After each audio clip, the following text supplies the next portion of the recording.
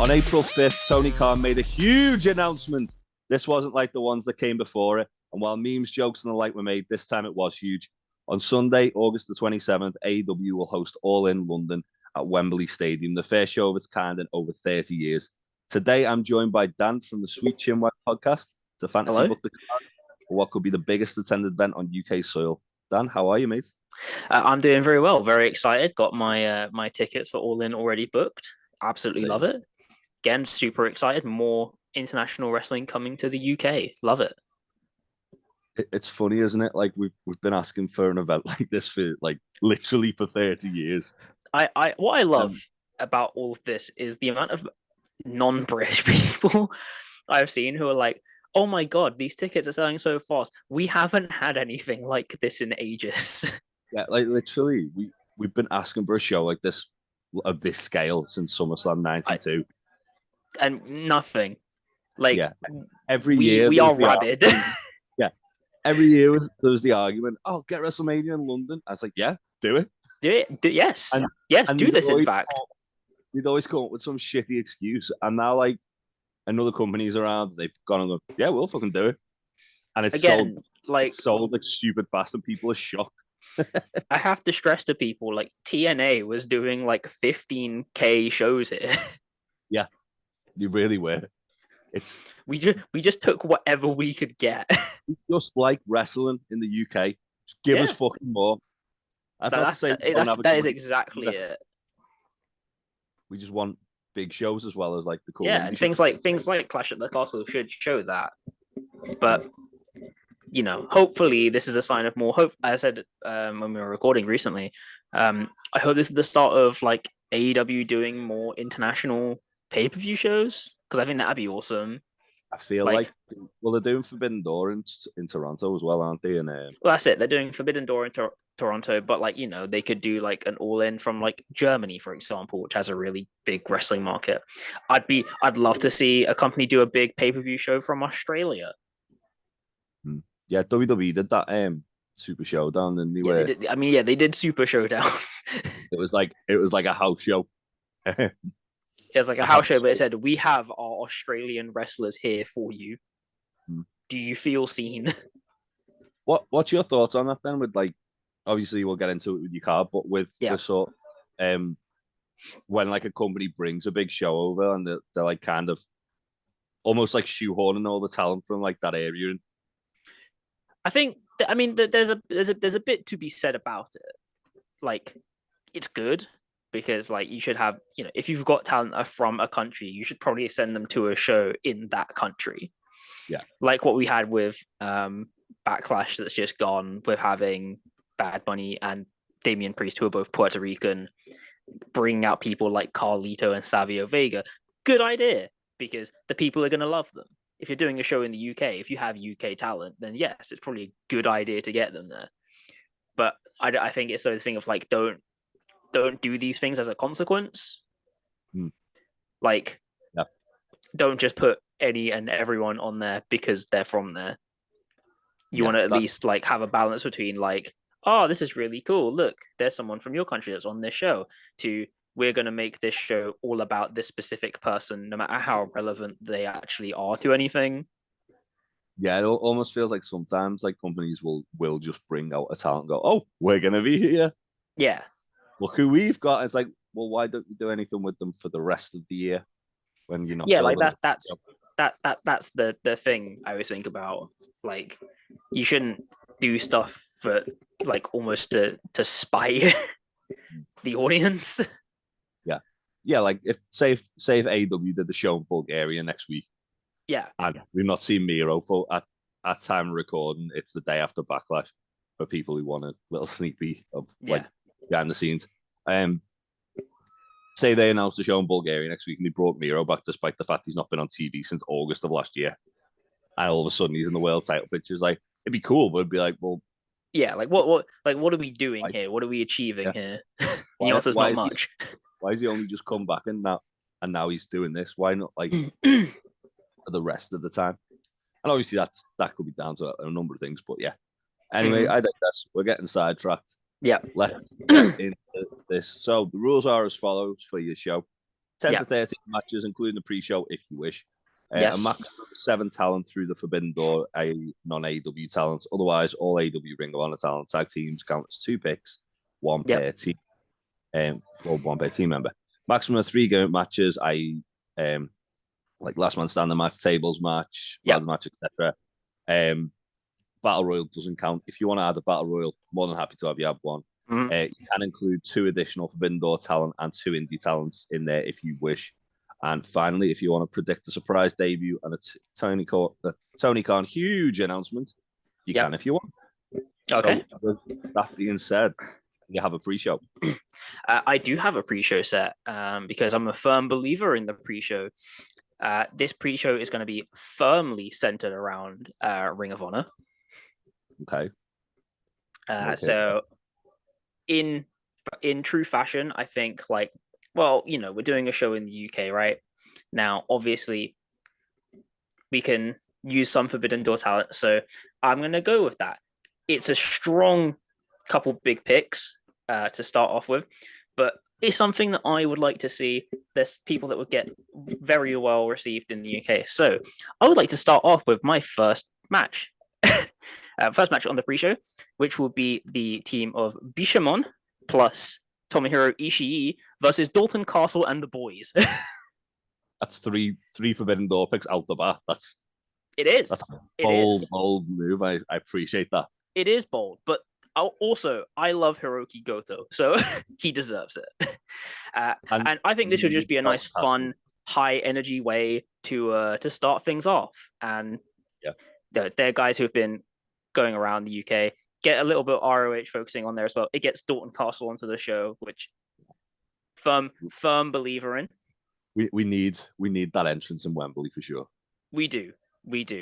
And so I'm just picturing some fun spots of like Goto and Ishii just messing up the boys. I was gonna say she's just gonna be launching the boys all over the place. And I think it's a nice little way to start things off. Then to go into our next pre-show match, going to be bringing in some what we're going to term broadly UK talent. I'm going to have Emi Sakura versus Charlie Evans. Yeah, because I'm down for that. I need that in my life. Yeah, Emi Sakura is on the hell of a run right now. AEW, DPW, right? Let's get that going. Get Chevs on the show. Awesome talent. More people need to recognize. Been doing some amazing work over in Australia. Genuinely shocked she's not been picked up by someone like bigger. Yeah, I know she's that's the thing. Like, she does shows over here, but I think there's more recognition that could be done. And obviously, like with the way things are with AEW's women's division, I'm not going to say like it's going to need to be a permanent thing, but like for the one match, I think it's worth it. It's just like one of like the cool matches you can just throw on a pre-show and go, yeah, exactly. And it's like, oh, I didn't know I wanted that. It's a proper like AEW dark main event type beat. That's the spirit I was going for with that. And then to top off this pre-show card, I'm going to clarify for you because people might be like, well, why are you doing this? This is purely so this match is available for free. Can I please get Eddie Kingston versus Samoa Joe? Just so it's available for free to just have a heater to close off the pre-show. Yeah. Just let them go like 10 minutes, go absolutely crazy, just absolute bomb on each other. What a better kind of advertisement for like watching Ring of Honor than that. Yeah, like that's such a great way to kind of get people to subscribe to it and go, oh yeah, you can see this on this. Yeah. Do you want to see more of this? Do you want to see these two guys beat lumps out of each other? There you go. It's all there for you. Would you have the ROH TV title on the line for that, or? Yeah, I think that would be a good thing to do, just to give it a bit more prescience and presence on it. And I said, like, I love these two guys. They deserve a show over here. The last time Samoa Joe's been wrestling over here for ages. Yeah. Well, Eddie Kingston's been trying to come back to the UK literally since he's been able to. And I think like every show he's been like announced for so far. He's had to pull out of for various reasons. Yeah, that's the thing. So get him over here, get him a match, let them have an absolute heater, keep it distinct from everything else. I was thinking like I could put this on the main show, but like I just love the idea of like having that match available for free. So we're sneaking behind the production curtain with this. It's very, very much like when they've done like in the past where they put like a huge like Eddie and Ishii he put on the pre-show, and Eddie and Jun Nakayama he put on the pre-show. It's like like I'm removing the pre-show stigma. Yeah, all my pre-show matches are just defined hitters. To be fair, like with AEW, when they do like stack a pre-show, they stack a pre-show. Oh yeah. Like obviously there's been times where they've just like thrown a match on and they've had like other like sort of like stuff going on around, which is also fine because it usually involves RJ City and I enjoy that a lot. Oh hell yeah. But then when they've like I'm thinking of like Revolution last year when they had like the House of Black and not Lucha Bros and Eric Rowan. Yeah. And then like he had a couple of other like just absolute certified bangers on there. It was just like that's how you do it. Because it's just I think like Full Gear or All In. They've done like a few. I think it might have been Full Gear. But yeah, I love the idea of just having high energy pre-shows. They do get you excited, and like especially for the people there live, it's really good to like set that tone early. Yeah, and just have some absolutely big matches to go. And I said like there were some that I was like looking at like the Eddie Kingston Samoa Joe ones. Like I could put that on the main card, but like I don't want to like shoehorn it in. Yeah, just let it have its own little bit of time, its own focus. We'll leave it as a kind of like ROH pre-show kind of thing. Yeah, and just let that be its own thing. I think as well, putting it like there on the pre-show, it kind of like it doesn't mean it'll get lost in the shuffle of the main card. It's like it gets its own time to kind of shine, and then you've got the main card that comes next. Yeah, and I think that's a great like starting point for everything. I guess then we'll jump into the main card. Let's go. Let's do this. And look, we've had a big pre-show, and we have to set the tone for things to come, right? We need a big opener. And you know who's going to get so here's how we're going to start it, right? We're going to open up probably UK, I'm going to say a lot of the UK wrestling scene's favorite tag team now in AEW, so we're fine on that pick. Gonna have Aussie Open come out, but who will be facing Aussie Open? I hear you say. Well, there's only one tag team that could get the biggest reception in the UK. It's the Acclaimed. Yep, that'll do. We're gonna have the Acclaim come out and go and just do all their stuff, and it's gonna be absolutely hilarious. I don't know which way I want to book this in terms of result, but I want this match. I feel like given the time and obviously the Acclaim feel like they're kind of on the way back to the tag titles now, aren't they? They're like they've been kicked off the mountaintop and now they're sort of like climbing the way back up. Yeah. But also then you've got Aussie Open who can just kind of walk into any kind of scenario and go, oh yeah, we'll beat your champions. We're really good. Yeah, exactly. And I just need that entrance in the UK. I need to see what they're gonna say. I need to see what they're gonna come up with. And I know people will love it or hate it, whichever way they decide to go with it. I would be shocked if he didn't say anything about Rishi Sunak and probably and the King himself. I'm sure they would find endlessly eternal things to say, probably enough to cover them going all the way from backstage all the way into the ring. Yeah. that entranceway looks huge from like it does. But I'm sure they have something in mind for it. But yeah, I want Aussie Open versus the Acclaimed. Just let Costa and Bowens go crazy on the mic. Do all their usual fun stuff. And then let Aussie Open just do their work great. Yeah.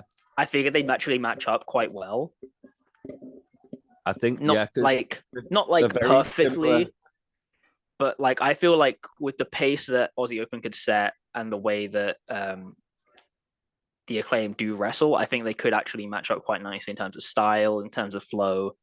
Yeah, they're very similar styles, aren't they? You've got like Mark Davis and Caster, who are kind of like the powerhouses of the team, and then you've got Fletcher and Bowens, who are just like the solid technicians who can do the occasional high spot. Mm-hmm. Yeah, I think you get a nice balance in there. Again, a great thing to start off, pick up the energy. You know, you can have a little bit of fun with things, but also get some seriously good wrestling in there. I really hope they're selling scissor foam fingers. I hope as well. Yeah, we can have Daddy Ass there as well if he wants to be. I'm gonna be buying some if they have, and probably gonna end up being an absolute menace with them. Absolutely. After the fact, to the point that I will probably annoy many of the people in our group with it. Well, you know what? That's the way things should be. At least, I mean, at least I haven't as of yet decided whether I'm gonna buy a second pair for probably Aaron to be a pain in the ass with. Well, I mean, look, right? It is what it is, okay? Yeah. It's just we're here to have fun. Yeah. And that's what we're gonna do. Oh yeah, it's gonna be a party. So what's next on the card then? Next on the card, I have Willow Nightingale versus Jade Cargill. Yes, please. Absolutely love these two. Absolutely building up to a match. I think these two would go so fantastic together. I think it'd be a good match to step up Jade Cargill a bit. Yeah, whenever they have wrestled, they've always had like really good chemistry together because Willow can just work with anybody anyway, can't she? Like she can adapt to any sort of like style. That's the thing. She's got good experience. She can work a range of different people. I think she meshes really well with Jade Cargill, and I think they could actually have some really good time to do a relatively extended match by Jade Cargill standards. Yeah, and start pushing that timer just a little bit more. Would you have this for the CBS Championship, or is Jade World?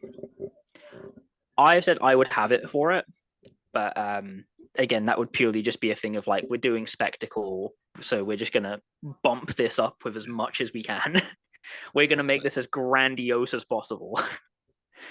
But yeah, I think it'd be really cool to you give these two, give the TBS a bit more focus, and just a lot of time compared to what it normally gets and what we're normally thinking of in terms of AEW women's matches, is kind of push that timer up to about like the 10-minute mark, and kind of force a new kind of situation. And of course, everyone loves Willow. Everyone loves Jade.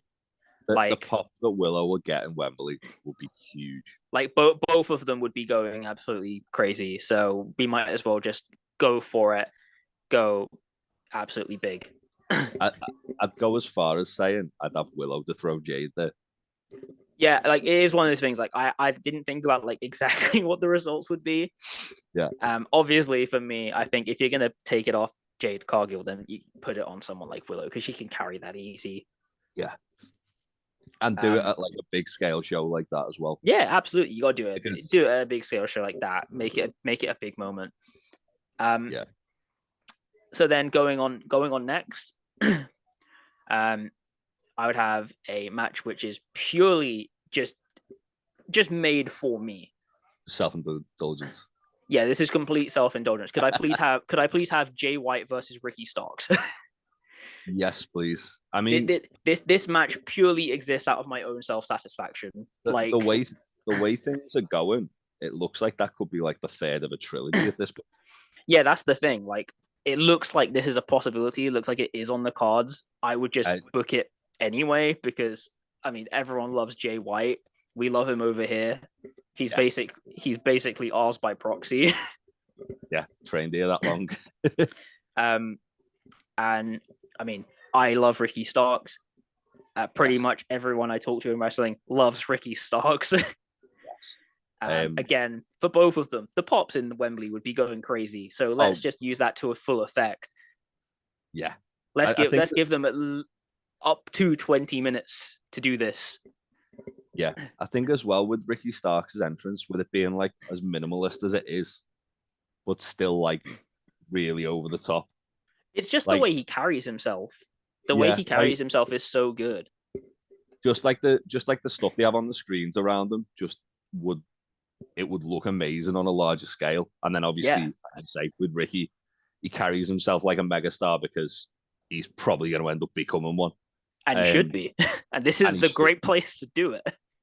yes. Yeah, I like the idea because obviously it looks like that's the direction they're going in for All In. But my biggest, not All In, sorry, Double or Nothing. But my biggest criticism is they haven't had any time, like mic time Yeah. with one another, and like the promos these two could cut with one another as well. Again, in like a serious program, these two are going absolutely crazy with each other. It's just about I getting to that point and getting the time to do it.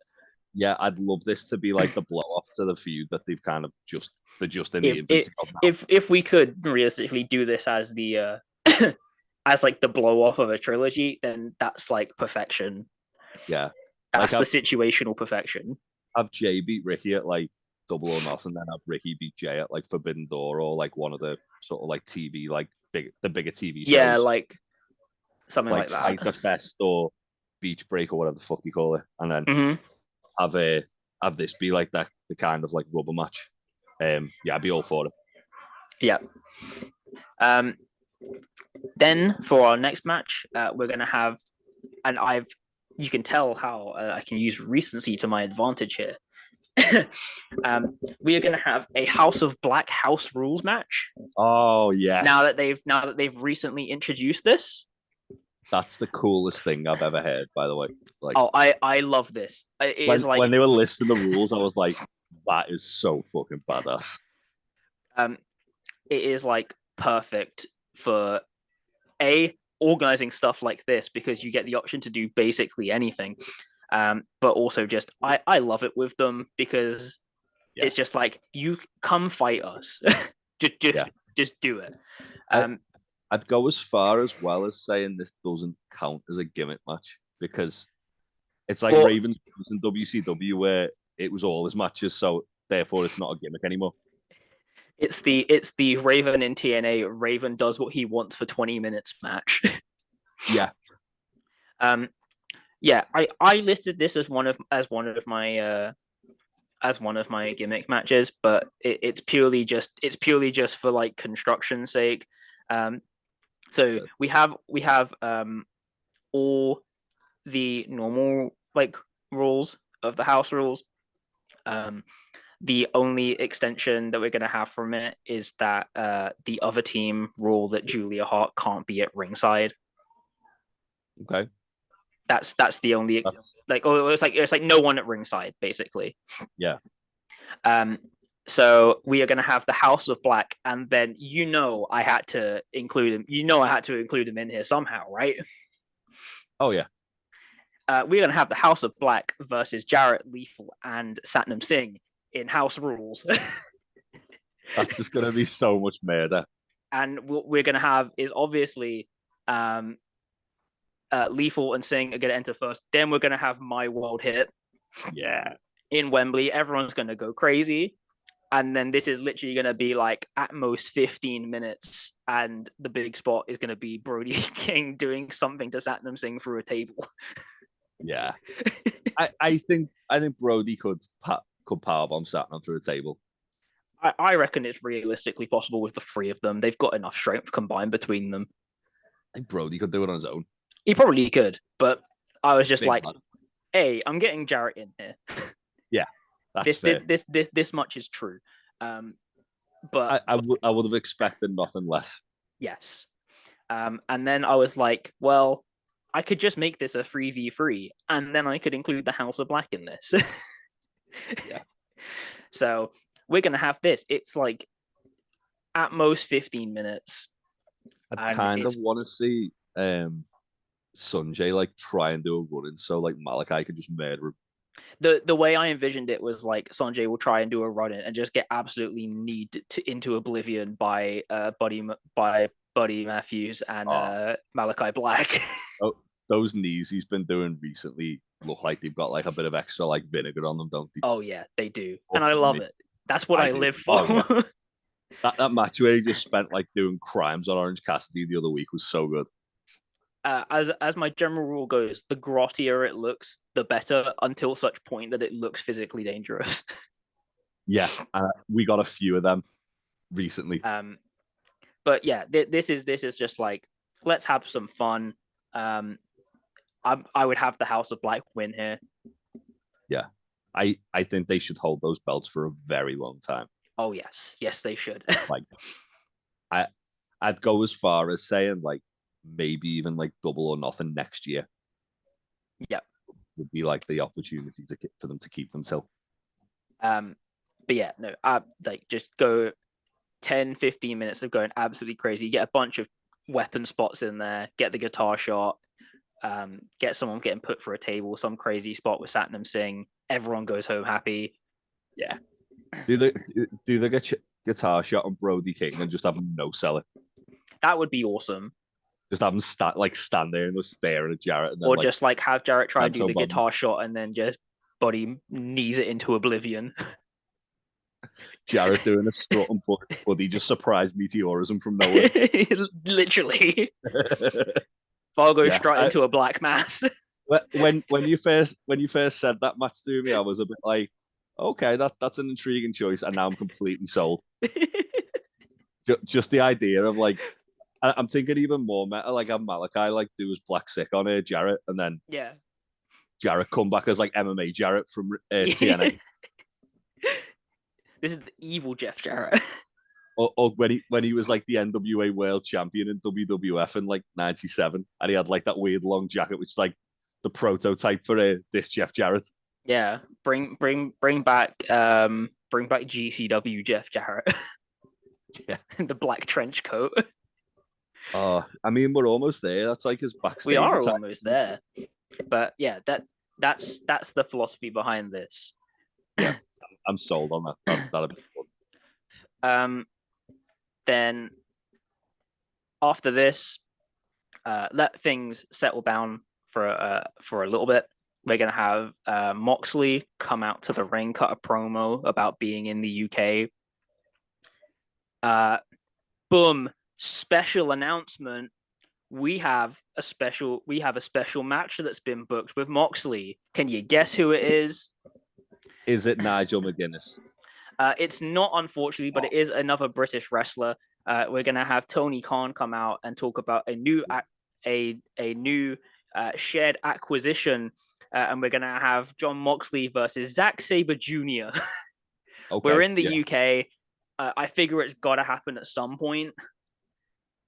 Yeah, that's real interesting because like a lot of people who've done this so far have kind of gone down the road of, oh, it's Danielson versus Sabre, and I was thinking that would be amazing, but I also wouldn't be surprised if it happened at Forbidden Door because that was meant to be on the first one. It is objectively a realistic choice, but right, like we know Danielson can work with ZSJ.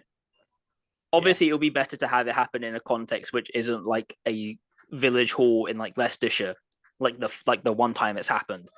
Yeah, and at that time, I think Zack Sabre Jr. was like 19. But they were both real good. But yeah, we think we know he can do that. Yeah, I want him in there with Moxley. Well, half technical, half I'm gonna punch your face into shreds. He's only wrestled Mox once anyway, hasn't he? As well. Yes. So that's another, and it was like somewhere on the Indies. I don't know if I think it has been filmed, but it's not readily accessible yet. Yeah, I think it will be coming. I want to say it was one of those ones like Prestige or Revolver. Yeah, one of them. I feel like Prestige might be the one where it's like, or Defy maybe. Yeah. Where it's like, oh yeah, that will become available eventually on the YouTube. That will become available in like 7 years' time. Yeah, but not for any given amount of time. But yeah, we know ZSJ can do technical. We know he can do Danielson. That's fine. We can do that. But let's mix it up a bit. Let's go a bit crazy with it. And obviously, UK wrestler, going to be very well received. Everyone loves Moxley. We love Moxley in this country anyway. Yeah. And yeah, just let them go at it. Get that mix of technical and bruising. Absolutely love that matchup. Force people to be a little bit more creative. Yeah, again, this is another thing which I feel like isn't too unrealistic from what's actually happening now, given that this week on Ring of Honor, Claudio wrestled Robbie Eagles and was basically just like saying how the mighty don't kneel or pushovers. It was like, okay. Yeah. I mean, as far as I'm aware, this match was supposed to have happened already in New Japan, like at like a second time or something like that, but it didn't happen for some reason. I can't remember what the reason was. It was meant to happen, and then the pandemic happened. Yeah. So because Mox had his match with Suzuki, and then Sabre came out and stared him down. Yeah. So, we were meant to have had this, didn't have it. Let's have it here in the UK. It's going to be very well received. Everyone's going to be going absolutely crazy for it. And let's just have ZSJ get beaten to shreds, have John Moxley have his arm almost torn off. Let them go at it. I think with this as well, you could feasibly, like, if you obviously, I think Mox would probably end up winning it because he's stupid. Yeah, that's probably how I would frame it. But you could even go like as far as having it as like a time limit draw. Yeah, I think that's entirely possible. I mean, because protect both guys. Because ZSJ is involved. Is ZSJ involved with TMDK right now? He's the leader of TMDK. Yeah, so I mean, you could all TMDK versus BCC down the line. Yeah, well, as I say, Robbie Eagles come out as TMDK clobbered on Ring of Honor. Had a banger with Claudio, and then Claudio was like, I didn't even break a sweat. So it's obvious that they're trying to like set something up between those two groups for like probably Forbidden Door, which is something I didn't know I needed. Yeah, but now we do. Now we do, and I can get a proper interaction between Claudio and Shane Hayes, which I need in my life. I'd have Claudio and Shane Hayes versus Claudio and Yuta versus Shane Hayes and Mikey Nichols. Yeah, absolutely. Mox just knocking bells out of Bad Dude Tito. Yeah, pretty much. And then Danielson and Sabre Jr. just having like a technical masterpiece as there's World War III going on around them. Yeah. See, clearly I had all of this in mind when I was planning this. Yeah. As soon as they had that match on Ring of Honor this week, I was like, yeah, I need that. To go on to my next one, I would like to ask you, in the world of iconic AEW matches, which one of them contains a British person that we know and that we love? We know and we love. Pac versus Orange Cassidy. We're running it back. Yeah, boy. For the international title. To be fair, like this is something we've discussed about on the podcast like weekly, where it's like it's getting to the point where who takes the belt off Orange, and I felt like, they're probably going to build it up till Double or Nothing, and he loses it at Double or Nothing. But then I was like, well, actually, they could be building it up to the point where Pac comes back and takes what's his. I think this is awesome because we're coming up to like 4 years down the line. 4 or 5 years down the line, we've had this match, which was kind of one of those big moments of recognition for AEW. And then to have that again, but kind of like with the roles reversed a bit. Yeah. With Pac coming in and being the one who has to like prove himself against Orange Cassidy being dumb, but like not as over the top as he was before. And obviously Pac being in the UK. Yeah. I think this is like the opportunity to run that match back. Yeah, I think as well, like Orange Cassidy's going to get probably like top 3 biggest pops of the night. Yeah. I think Pac's gonna get a monster pop regardless. Oh yeah, like we'll just be so happy to see him, and he absolutely should be on the show in some capacity anyway, whatever that capacity is. Yeah. But yeah, I would love to have this match. I think it's a great thing to have on, especially with the show being called All In. Yeah. Kind of throwing back. We'll have a little bit of a throwback moment. We'll throw back to this match, which was, I think, a lot of people forget quite big. Yeah. In terms of like visibility. It went completely viral when they had it. Yeah. And it was because it was the first time anyone had seen Orange Cassidy do anything. He'd been in the company for like, at that point, almost like 4 or 5 months. Yeah. And so I think it's a great opportunity to make full advantage of having Pac at like on home turf per se.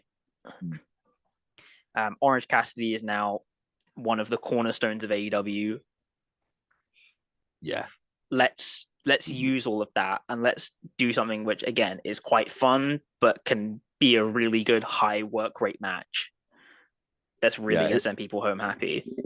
It's a great kind of like sort of opportunity to showcase that Orange Cassidy is one of like the best wrestlers in the world as well. Because absolutely, let's face it, he is. He's just, yeah, he is. Because he's got a gimmick, people kind of forget that and like sort of like talk it down. It's like watch him fucking go when he unleashes. I always say to people, I'm like, you underestimate the amount it takes your body to do some of the stuff he does. Yeah. Like sending your body into a forward roll without using your hands. If I fell over with my hands in my pockets, I wouldn't be getting up. I wouldn't roll through and then fucking Hurricane Rana on somebody. I can just about do a kip up as is, let alone with my hands in my pockets. Yeah, he's unreal. And then as I say, without all that aside, he's just a tremendous wrestler as well. Yeah, he is, and that's the thing. I think a lot of people lose sight of that in the comedy. Yeah. And then we're gonna go to what I've termed the co-main events. Okay. So is this your last 2 matches? Yeah, these are my last 2 matches. Okay. Our first of the co-main events is going to be what I have termed the World Women's Wrestling Exhibition match, okay. Which is going to be Jamie Hayter versus Athena versus Mercedes Moné. Yep, I want that match. It's going to be non-title because I think that's fair because Athena... I'm not dealing with the mess of like who holds what and like stitching people up, especially from the time when I conceived this idea to now. Mercedes Moné has lost the title to Mayu Iwatani, which she might be about to win and but use that for Jamaican. she might win something else in Conception. So she's in that tournament, isn't she, for the Strong Women's Championship? Yeah. So this is purely a matter of we're just going to have 3 of the best American women's wrestlers in a ring. Yeah. Well, what English? Well, yeah. American branded wrestling. American based. Yeah. And just have them just do all the crazy stuff. I mean, visually, I picture this just being like a full on like AJW triple threat. Yeah. Of just like a mix of crazy power spots, a mix of high flying, and just some of the maddest high speed beauty you've seen. Jamie Hayter just clotheslining the hell out of people and just going crazy. And I just need this match. It can just be like a thing of like who's the best out of us. Yeah. No, I agree. I think that'd be very, very fun. All 3 women are on absolute tear at the moment as well. Like, yeah, that's Mercedes. The thing. They're all putting in the maddest work rate right now, the maddest performances. Mercedes now doing her own thing has become like a very different kind of beast. Yeah. Especially as seen from that match against Mayu Iwatani, where she was working some real high speed stuff. Combine that with Hayter and Athena as well, like it's a perfect recipe, really. Yeah. Athena's on like the roll of her life at the moment. She's Yeah, absolutely. She's putting that ROH women's title on the map. She's doing a tremendous job of it as well. Huge fan of Athena. And Jamie Hayter. Like the pop when Jamie Hayter comes out in the UK is going to be again. You're gonna have a massive pop for Jamie Hayter. You have a massive pop for the reveal of Mercedes Moné because she's coming out last, obviously. Yeah, obviously. And like whoever wins in this match comes out strong. It doesn't matter if you lose. It's basically just a way to just showcase some awesome women's wrestling on an American wrestling product. Yeah, I'm down for that. Big fan of that. Yeah, and then we're gonna get into our I guess our co-main event, the final match of the night. Yeah. I was thinking of ways to do this, and I've made a ruling for myself, which is that because it is neither confirmed nor necessarily denied that CM Punk has any involvement, I have not booked him. That's fair. Neither have I. Spoiler alert. Because I don't know if he actually exists in what I'm going to term canon right now. He is simply there and might be on Collision, but that doesn't matter to me. Theoretically, if he is there, then I think everyone probably just goes, "Oh, just book Punk Omega." We're not doing that. So here's what we're going to do. We're going to have a co-main event, which is going to be billed the best of the best. We are going to have MJF versus Bryan Danielson versus Kenny Omega in a three-way dance. For clarification, a triple threat match with elimination rules. Okay, that's a bold choice. I'm here for it. It is a bold choice, but I think there's a lot of really cool interplay that can come up here. The match between Danielson and MJF in the past, Danielson Omega, MJF and Omega. Yeah. And then MJF and Omega in terms of like I'm the best at what I do, you know, all of that stuff I think could condense really nicely. It's a great way of obviously getting those three guys together. Yeah.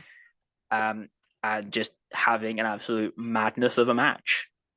Yeah, I'm here for it. I'm sure there's probably ones that are probably better in storyline to book. Yeah. I was when you were saying like about CM Punk, I was thinking, okay, maybe he's doing a multi-man, as in like a multi-man tag match. Yeah, I mean, there caught was me off guard with the three-way dance. There was an idea in concept for that, which was gonna be like BCC versus like I was gonna like do MJF and some people. I don't know who. I didn't. I mean, to be fair, I was like in my head when you were saying about it, I was thinking, okay, I was thinking who you haven't used yet. I was like, you could do that, which was the Elite BCC and the Elite versus BCC versus the newly reformed Pinnacle. Yeah, so like there was something like that. I also had one at one point, which was gonna have Cesaro or Claudio in it. But I couldn't find a way to like make that properly work in context. It would have had to have been like the most gonzo 6-man match. Like it wouldn't have worked. So I was like, well, how can I get all three in here and introduce some jeopardy to it? And this is what I have come up with. Spoiler alert, if anyone doesn't know me, I love the three-way dance match concept.